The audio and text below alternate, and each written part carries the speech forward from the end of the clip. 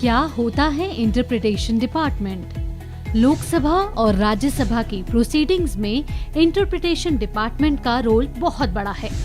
यह डिपार्टमेंट ही प्रोसीडिंग्स के दौरान सदन में बैठे हर मेंबर तक किसी भी भाषा को इंटरप्रेट करके पहुंचाता है, फिर चाहे वो हिंदी, अंग्रेजी या कोई भी रीजनल लैंग्वेज हो। भाषाओं से सजी हमारी संसद में देश के कोने कोने से सांसद चुनकर आते हैं और इस तरह मिनी इंडिया के बीच भाषाओं की दूरी को कैसे मिटाया जाए, यह देखने का काम इंटरप्रिटेशन डिपार्टमेंट या भाषांतरण विभाग का होता है। 7 सितंबर 1964 को पहली बार इंटरप्रिटेशन की शुरुआत की गई थी।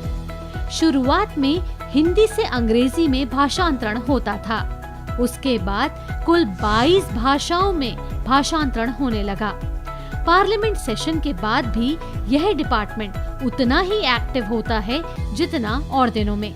संसद में मौजूद कुछ खास डिपार्टमेंट के लिए भी यह विभाग काम करता है, जैसे standing committees, parliamentary committees, speaker office में, लोकसभा अध्यक्ष की बैठकों में, फॉरेन पार्लियामेंट्री डेलीगेशंस की मीटिंग में और सेमिनार्स और एडवाइजरी कमेटीज की बैठकों में। मेंबर ऑफ पार्लियामेंट को जब भी अपनी मनपसंद भाषा में सदन में बात रखनी होती है तो उनको कुछ नियम मानने पड़ते हैं। अपनी मनपसंद भाषा में बोलने के लिए एक सांसद को नोटिस देना पड़ता है।